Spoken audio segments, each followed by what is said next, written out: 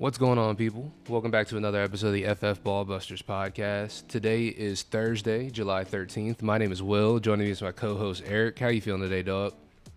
I'm feeling good this morning, man. Excited to get into some news and notes, some stuff around the league. And now that we're into July, I think we'll probably start getting into some more like redraft focused content. So I'm excited about that as well. But yeah, looking forward to this one for sure. Hell yeah, we finally got into sort of the fun part of the off season. Also starting to actually get some news about some of these more iffy situations, so kind of cool. And starting it off in one of those iffy situations, we're starting off with Mr. Alvin Kamara. We got some, I guess, mixed news about it the other day.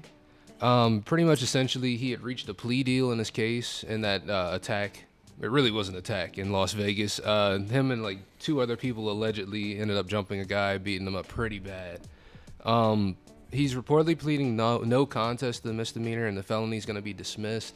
But that misdemeanor will carry some jail time if they were to sentence him to it. But we highly doubt he's going to end up seeing any of that time. What do you think about this situation, Eric? Yeah, so like you said, he's very unlikely to see jail time. I think basically he got community service and was sentenced to pay $100,000 in damages to the victim in this case. And so he didn't plead guilty. I don't know what all the legal terms are necessarily, but it was reported that the plea deal is a no contest plea to breach of peace. So not necessarily to the assault or whatever the case may be, which you mentioned does have the potential for jail time, but he's likely or unlikely to see that. As far as what I think is going to happen, like we still have to wait and see what the NFL is going to do in terms of their potential suspension. The kind of NFL policy notes that I have written down here is that the NFL doesn't need criminal charges to suspend. So just because he's not being charged criminally at this point doesn't mean that they won't bring down a suspension on him. Personal conduct policy does state that 6 games is the minimum for, is this even a word? Felonious for potential felonies, I guess, of assaultive behavior is what's written into their rule book. And that also pleading to a misdemeanor means there's no mandatory NFL punishment. So there's really a wide range here. Looking on Twitter at some of kind of like the legal people that also contribute to the fantasy community and stuff like that, the general sentiment, I think, is that we're probably going to see a suspension between 4 to 6 games. Is that what you've been seeing as well? Yeah, I've been seeing like 6 games with an appeal, getting it down to 4. That's what I've seen mostly from a lot of the legal people on Twitter. Yeah, I think there was concern from some of the community that it could be worse than that prior to having this settlement. I had seen people saying 8 games was possible. I was seeing people saying like if the case continued on into the season that we could see a full season suspension. But that's really not a worry anymore. I think it's probably just going to be a short early portion of the season type deal. Yeah, so in terms of fantasy, Alvin Kamara is going to play this year, it looks like. It's looking like we're not going to miss a season of Alvin Kamara. It looks like we're not going to miss half a season of Alvin Kamara, maybe only a quarter of it, if that. Yeah. So what does this mean for you for fantasy purposes in terms of the New Orleans Saints and just Alvin Kamara's value itself? Because I know that's been a big point of contention this offseason. Yeah, it's definitely an interesting case to be made. I think that for dynasty purposes, this makes him a lot more appealing to me because if he had been gone for half a season, a full season, I think he would have been out in New Orleans. He would have been looking for a new contract somewhere else. And then we've seen from this offseason guys that were established with their teams still haven't signed contracts like Josh Jacobs, Saquon Barkley, who we'll talk about later in this video. So I'd rather avoid that situation. But for redraft specifically, I think it's really tough without knowing format. Like obviously, super flex, depending on how many flexes you have, PPR versus non-PPR is going to make a huge difference with him. But if we're talking broadly and generally, 4 to 6 games is a lot. Like that's significant. That matters to hold on to somebody for that amount of time in the beginning of a regular season or of a fantasy season. That's a good chunk of your productive time. And so he's definitely somebody that I wouldn't be targeting early on, but I do think he has quite a bit of upside in a backfield where there's not really any competition for receptions. Like Kendre Miller and Jamal Williams aren't going to be taking away receptions from him. Hmm. And honestly, even at this point in his career, I do think he's still the most talented all-around back there in New Orleans. No, I 100% agree with that. I think it's funny because I feel like every year there's a player like this where it's like they're really good, like they're an elite player, but you're gonna have to wait some time. Like last year it was D Hop, years prior like Tom Brady, of course, stuff like that. But it's just funny that like I feel like every year this happens, and this is somebody that we avoid, and then someone picks him up, and they're always extremely happy they got him after those 4 weeks, you know. Yeah. So I feel like it's one of those where if you build a good enough team that you can wait for Alvin Kamara to come back, but it's just we don't know what the draft capital is going to be like for him. I guess we got to see what the market sets him at now. Right. Yeah, and there's so many question marks around that team in general. Derek Carr comes in. We have to see what that team looks like with the new quarterback. Michael Thomas, we don't know whether he's going to stay healthy or not. He hasn't done that in like 3 years. Yeah. And if he doesn't stay healthy, like, you know, I like to talk about Rashid Shaheed. I think he's good. They drafted some rookies that I think could be productive at wide receiver, but really the only guy that they have there that's established is Chris Olave. Mm-hmm.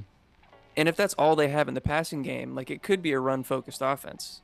And so like Kendre's talented, Jamal Williams is trusted by coaches and the team and stuff like that. So, you know, they could establish themselves early on and be really productive.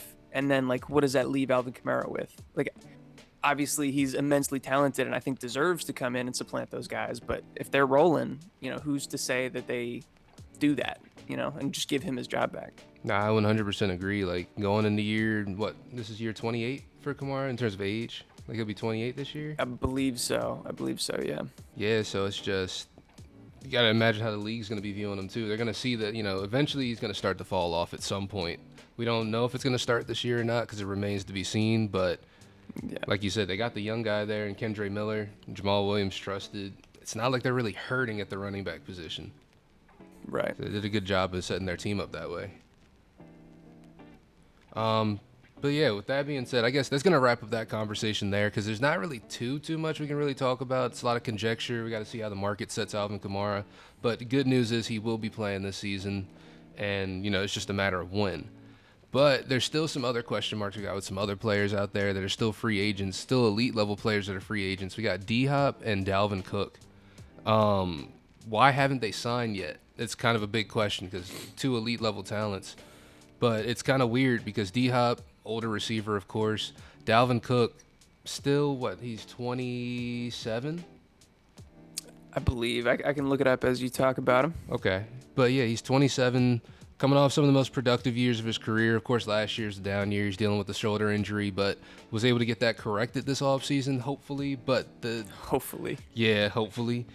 But the thing is, like with Dalvin Cook, he's one of those transcendent talents. So it's kind of weird trying to pick up a guy like that in the offseason, especially when he's asking for as much money as he is at the running back position. And he's asking for like a long-term deal too, so it's kind of weird. But as for D-Hop, we've seen two teams that are interested in him. We've seen the Tennessee Titans and the New England Patriots. I think yesterday the odds for him landing on the Titans went from minus 300 to plus 500 in terms of the betting odds. Maybe you're right. I thought the odds went up in like favor of the Titans, but I could be wrong about that. Well, that's what I meant. I meant to say the Titans. Did I say the Patriots? I don't know. I heard the odds and you said minus 300 to plus 500. Yeah, that was for the Titans, for him landing on the Titans. I don't know if I said that at the beginning. That's my fault. That's my bad. No, you're good. But those are also the only teams Hopkins visited since becoming a free agent. And they're the two reported front runners as of this moment. And we've been reported that the Buffalo Bills also do have a spot for him if he wanted to ring chase and join that team, but they aren't willing to kind of pay him the money that he wants. They think that's a little bit too steep. So he does have a spot there, but not necessarily like something he's going after if he wants that payday. But what do you think about these two situations? In terms of like landing spots for him, I think that it's tough to say. Like the Patriots, I think makes sense. He would easily be their wide receiver one, no question about it. And I think that this offense is one that's going to improve drastically from last year. I think Mac Jones is better than what we saw out of him last year. We were dealing with two defensive coordinators as offensive coordinators, which they had never done before in New England last year. That was what Joe Judge and Matt Patricia. They've been kicked out the door and now replaced with Bill O'Brien, who actually has experience as an offensive coordinator and as a successful one at that. So I do expect things to turn around for them. And I think, D-Hop in like a volume hog, target hog role is one that we've seen him play plenty of times in his career. And I think he could be really successful fantasy-wise in New England. Although I don't think he's winning any rings there. So I wonder how appealing that is to him. Tennessee's kind of weird to me because I think Treylon Burks is the young ascending talent there. We don't know what the deal is with Tannehill, whether they're going to trade him, whether he's going to stay and start for the season, whether Will Levis is going to start. So I think, I can't speak for D-Hop, but that one seems a little less appealing. Probably even less chance to compete and not totally sure. Like, why would they buy into somebody at his age if they're going into a rebuild is what I feel like is what's coming. You know what I'm saying? Yeah, it's like weird to say that you want to go to a team that's a contender and then like the Titans ends up on your list. That's kind of, especially this Titans team. Like we've seen them surprise us in the past before, like get those sneaky 1 seeds because Mike Vrabel is a good coach. He's a great coach even.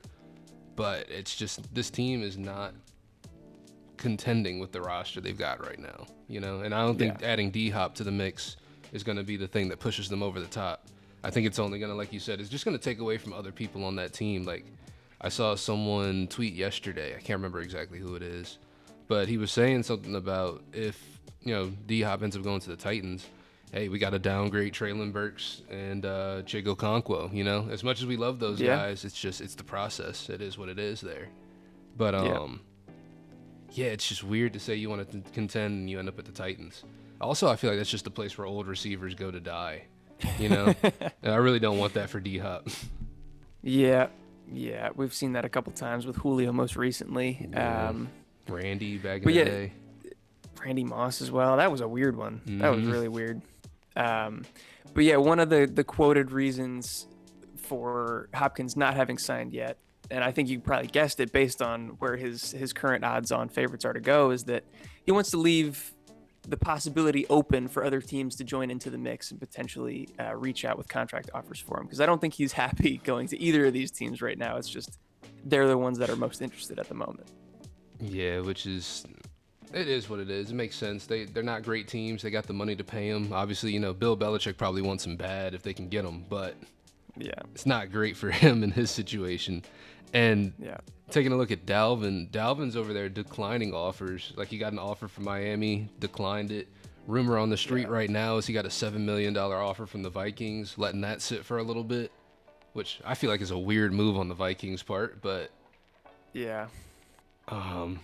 strange. Yeah, I'm curious to see how this one develops. Like obviously he's going to end up somewhere, but I wonder who's going to be on the worst end of the compromise. Like if he's going to get paid close to what he wants, or if he's going to have to say, if I'm trying to play somewhere I want to play, I'm going to have to take less money. I think if he wants to play somewhere he wants to play and he wants to contend, he's probably going to have to take a hit somewhere. Like I don't think you can have your cake and eat it too in that situation, especially as, the older running back that he is in his career right now. Right. And by the way, I looked it up. He is 27, but he's currently 27.9 according to Player Profiler. So soon he will be turning 28. Sheesh. Yeah, so it's tough to say like, oh yeah, I want to sign that guy to a 3-year deal worth $7-8 million each.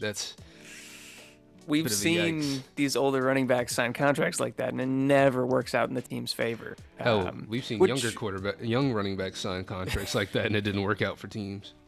That's very true. But yeah, so if I were a team, I would be very hesitant to sign him to anything long-term, anything highly paid. Latest report is that he does have several offers on the table, one which you mentioned from Miami, which he turned down, and in a similar boat to DeAndre Hopkins, where he's likely going to be waiting until the start of training camp before making any decisions, hoping the same thing, more teams join the mix, it creates more of a bidding war and ups the price, but we'll have to wait and see if that's actually the case. Yeah, like I don't really see it being too much of a bidding war. I think it's just going to end up being between 2 or 3 teams, and Miami's just going to end up being the one that gets him. Because like right now they're playing this, or it feels like he's playing this sort of weird game like with the Jets where He's trying to make it seem like, the Jets want him bad. He kind of wants to go to the Jets too, play with Aaron Rodgers, just to kind of put the heat on Miami, just because that's a division rival and you don't want him to land there type beat. Why would the Jets want him? That's what I'm saying. Like, it doesn't make sense. It doesn't make any sense. They just drafted a running back. They've got Breece Hall already. They still got Michael Carter. It's like you said, it doesn't make sense for them to get him, but it does add pressure to Miami. Right, like I get why Dalvin would want to make it seem like that's a potential possibility, but why wouldn't Miami just call up New York and be like, "Yo, you're not signing this guy, right?" And be like, "No." I mean, New York might be like, maybe. But I guess to drive up his price in general, yeah. Because you do want another team in your division to bankrupt themselves too, or make a bad business decision. Sense. And signing Dalvin to a big contract at this point, I think that's a pretty bad business decision. Nah, that's true. You make a good point. All right, I can see it. But yeah, so do you have anything to add to that situation? I feel like that's about as far as we've gotten with those two guys. Yeah, I think that's really all we got. It's really just waiting, and I'm hoping, man. I got Devin A-Chain. I really don't want him to be on the Dolphins, man. I really don't. But there's a couple more running backs here and another tight end whose status is kind of up in the air in terms of their contract situation, with Saquon Barkley, Josh Jacobs, who we mentioned earlier in the video, and also Evan Ingram. All have been offered the franchise tag, none of which have signed yet. These three guys have until 4 p.m. on July 17th. That is the deadline to sign a multi-year contract or extension. And if no deal is signed by then, they can only sign the 1-year deal that the team has tagged them with. So coming up here in a couple days, I'm not sure exactly when this video is going to release, but it should be fairly soon afterwards that deadline will be approaching. And so I think we're going to see some things shake up for these three guys pretty soon. Yeah, absolutely agree. As for Saquon, his goal is to be with the team. He doesn't want to get paid a stupid amount of money, but he does want to get paid equally to what his contributions are to the team in terms of his play on the field and his just work in the locker room. And he's not really looking to set any contract records. He just wants to be compensated somewhere around he wanted to make somewhat like a Christian McCaffrey type of contract, right? Like 16, somewhere from 13 to 16 million a year. I think he was already offered something like 13 million a year, 2-year, 26 million. That's exactly what I just saw this morning. It sounded like the Giants offered him a $13 million deal, and he wanted about 16. Last I looked, Christian McCaffrey, with all of the signing bonuses and everything included, he's just over 16 a year. And I believe he's the highest paid running back in football right now, right? Yes. McCaffrey? Yes, he is. So Saquon says he doesn't want to break any records, and technically that's true, but he basically wants to be the highest paid running back in football, which deservedly so. I'm not saying that's wrong, but I just think that that quote, hearing somebody say I don't want to break any records, makes it sound like he's willing to take less, but really he wants to be the highest paid guy at the position. Yeah, I think he's just saying I'm not looking to break the bank, but I want to get my money, which is fair. Yeah, if they're paying Daniel Jones $30 million, bro, that's probably why he's sitting back nah, y'all got to pay me more than this, because he's getting that, and that's preposterous. Yeah. But Saquon is quite literally 90% of that offense, and I think he does deserve to get paid for it. Franchise tags are always weird, man, these whole situations, because we got another one down here, like you said, with Josh Jacobs. It happens with running backs. I feel like every other year there's a whole lot of drama with these franchise tags because they hate it. But teams love using them on running backs because it just makes perfect sense business-wise. Yeah, right. But Jacobs saying it's bad business that they haven't given him a deal as well. Yeah, both of these guys have discussed the possibility of holding out. Both of them, I think it's likely at this point, will hold out training camp until they get a deal done. Now, do we think it's realistic that these guys actually sit out season games? Saquon has been asked this. I feel like we haven't heard quite as much from Josh Jacobs' camp, but Saquon has at least acknowledged that possibility and said that that's a card that he's willing to play if it comes to it. To me, it seems like he wants to play. I don't think any of these guys don't want to play football. Right. But he seems like he's probably going to be on the more lenient side and probably play. It's just he wants to be compensated correctly. Yeah, and it's he came off a big year after he just came back from an ACL injury, so he proved already the injury's not going to really bog him down too much. So, like you said, they're not going to get an injury discount on Saquon at this point because he's already come back in the elite level. But But it's just, I think Saquon's in a spot where if he were to sit out, it would hurt his team a lot more. Whereas if Josh Jacobs sat out, he's just a good player sitting out on an already pretty bad team. That's probably already going to be pretty bad, I feel like. But I don't know. So it's funny because personnel wise, I think it's really similar. Where Yeah. like I think both teams rely incredibly heavily on their talented running backs. It's just that, and neither of them have like inspiring quarterback play. It's just that the Giants with Brian Daboll, like they're better coached, so they're Mm-hmm. going to be a better football team regardless. Where like McDaniels is kind of trash, and so they're going to be really bad if they don't have Josh Jacobs back there. They're going to be even worse, yeah. Yeah.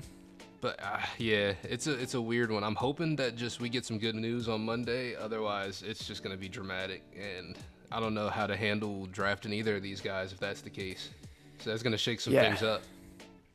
Yeah, it'll be really interesting to see. But yeah, circle July 17th on your calendars, and hopefully we get some good news from both of these guys.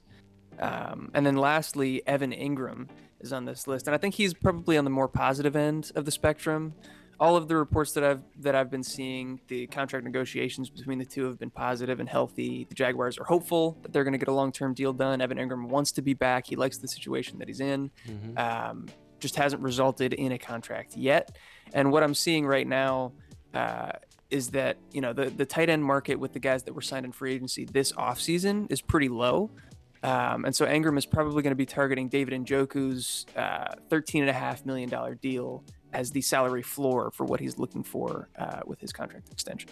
Yeah, no, I think that's 100% fair. I think, Evan Ingram obviously has been contributing to this team. They brought in Brenton Strange, I believe. That's the guy they drafted, right? And Yeah. he was probably never going to start for this team. He's good at blocking, not really a great receiver. So if they would have let Evan Ingram walk, they would have had to replace him. And I think that replacing the kind of value that you get out of him, especially if he's anywhere near what he did last year, I think you just keep him around, especially if you can get him for 13.5 mil or a little bit over even. That's pretty good. Yeah, absolutely. I think he's worth a lot to this team. They used him really creatively. He was a focal point of the offense last year, and it showed for fantasy also. He was a big fantasy producer down the stretch, and I think that could continue with an ascending Jaguars offense heading into 2023. I think it is probably worth bringing up since we are a fantasy channel. How do you think Calvin Ridley's addition affects Ingram and kind of where he's at in the totem pole amongst those receivers? So it's tough to think about because Evan Ingram, I remember we had a lot of discussions about Evan Ingram last year, like his volume spiked, stuff like that. And we saw that his volume started to spike that second part of the season because Christian Kirk wasn't there, so he was operating in more of that, slot role. Even when Christian Kirk came back, they still leaned on Evan Ingram a lot. So I think without Calvin Ridley there, Calvin Ridley obviously is going to walk in probably as the number one out there, I'd imagine. Christian Kirk and Evan Ingram, I'd imagine they're like 2A and 2B, which is a weird thing to say, but I feel like they're both right up there. And then obviously there's Zay Jones there, probably the fourth option. But it's tough for me to put Evan Ingram ahead of Calvin Ridley in terms of the pecking order, in terms of talent. But him and Christian Kirk, I see him, he's either right there, edging him out at the 2 spot right there, or they're both just equally valued in that offense in terms of that middle of the field work. Yeah, I think I'm pretty much in agreement with you there. Calvin Ridley probably steps in as the one. Zay Jones gets hurt the worst out of any of the receiving options from last year. You do bring up an interesting point, though, where Evan Ingram did play a lot in that slot role. And with Calvin Ridley and Christian Kirk both there, I don't know how much availability, like, that slot role is going to be occupied by one of those guys most of the time. Now, they used Evan Ingram really creatively, a lot of tight end screens, a lot of stuff where he even lined up in the backfield. And so I think we could continue to see that. And even as a traditional, inline tight end, they can use him a ton down the seam. But yeah, I don't know how much work he's going to get in the slot and out wide compared to what we saw from him last year, which could be slightly concerning for his fantasy production, but probably not anything drastic. Yeah, I don't think it's he's gonna drop off the face of the earth. I think he's still talented. I think he's been talented most of his career. He's just been in some really bad situations, and lots of injuries as well. Lots of injuries. But I think he's, like you said, he's finding sort of career resurgence out here in Jacksonville, and I think he's going to find his footing. Now, is it going to drop off a little bit? Possibly, but like you said, I feel like his role in this offense is solidified. Like they figured out what they had in him towards the end of last season, and they started using him as such. And I don't see them changing that. I think Trevor likes him too. For sure. Yeah. For sure. You have anything else to add or any other topics to go over? Because I think that's all that I had written down here. I think that's all we really got so far. We're still doing a lot of waiting, but like you said, we're going to start getting into some more redraft stuff soon, so that's exciting. We're starting to get into training camp so we can actually see what these players can do with pads on, so that's going to be really awesome to see. Yeah. Preseason's around the corner. It's just good to have football back, man. We're almost there. It's been Closing dark in. times, but we're almost there. We've almost made it through. But thank you guys for making it through this video. I hope you enjoyed. And if you did, please leave a like. It helps us out a ton. Subscribe to the channel as well. Hit the notification bell so you get notified for all of our videos coming out this week, next week, and into the future. Like we said, we're talking lots of redraft content now that we're getting into that time of the season. But yeah, so do all that good YouTube stuff. That would be very much appreciated. Also, check out all the links that we have down in the description below. Tons and tons of stuff. We got Discord links if you're trying to join that and be part of our community. We got lots of good people in there talking every single day. We have sponsors, whether it be Dynasty Owner, Underdog, League Winners, or Do Numbers. And we also have lots of discount codes. Yeah, he's wearing Do Numbers apparel right now. Go get yourself some for 15% off using our discount code linked below. Yeah, am I missing anything? What else we got to say, Will? Nah, I think you got everything right there. I think just make sure you guys do all that great YouTube stuff, like you said. Comment down below if there's any news or anything you think we missed that we overlooked. Or just any of these opinions you think that you wanted to add on to, elaborate. Give us what you think the outcomes are going to be, because right now, we don't know. So it's a fun little game trying to play, guessing what's happening. But with that being said, if you guys made it this far into the video, as always, we love you. And we will catch you in the next one. Peace. Peace.